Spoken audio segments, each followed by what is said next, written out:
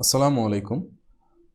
In this video, we are going to see how to extract an element from a matrix, or how to extract certain rows, certain column, or even a submatrix from a matrix in MATLAB. So let's get started. First of all, clear all variables and just take a matrix. Let's just generate some square matrix 8 by 8. So run it. So this is a magic square matrix. I'm just taking it for showing the examples. So let's say I want to, let's take another section. Let's say I want to extract this element 22 from this matrix. How I can do that? So for showing it, just take a variable y where we will be saving the output. So from the matrix we can see that it is in the 1 2 3 4 5 6th column, sorry, 6th row and 3rd column. So we will write x round brackets, and here it shows how we can extract that element. So we will write 6 and I guess 3, 3rd column. So if I run it, as you can see, we can extract that element. That's another way we can do that. You can see that we can also write the index number of that element. So the way indexing works in MATLAB, that it starts from 1, and in a column it increases first and then it goes to the next column. So 1 2 3 4 5 6 up to 8, and then it starts from 9 from the next column. So for 22 the index number will be 8 16 17 18 19 20 21 22. I think this is a coincidence. Yep. So if we write 22, we'll get this element, and if we write, for example, 23, we'll get 14. So let's do that and run it. Okay, you can see that we got 14 here.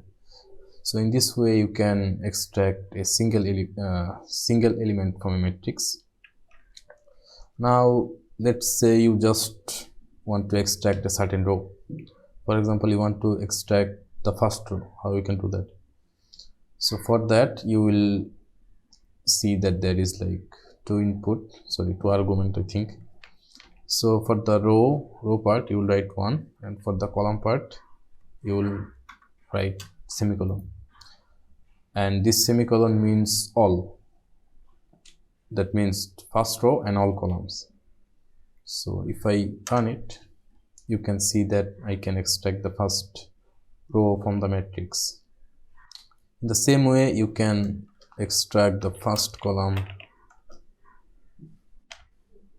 in this way. So for the row part you will say all row, and for the column part you will write 1 for if you want to extract the first one. So here you can see we can extract the first column in this way. Now let's say if you want to extract the last column from a matrix, and you don't know you don't know the size of the matrix, okay, but you want the last column from that matrix. How you can do that? So in that case you will write just end here. So end means last in MATLAB. So if I run it, you can see that I can extract the last column in this way. Okay, in this way you can extract certain rows and certain column very easily in MATLAB. Now let's say you want to extract a submatrix from this matrix. Let's say this part, from first row to third row, and from first column to third column. How you can do that? So you can do it in the same way. So for the row part, let's say you will write, you want the first you want 3 rows, for example from 1 to 3. So you will write 1 semicolon 3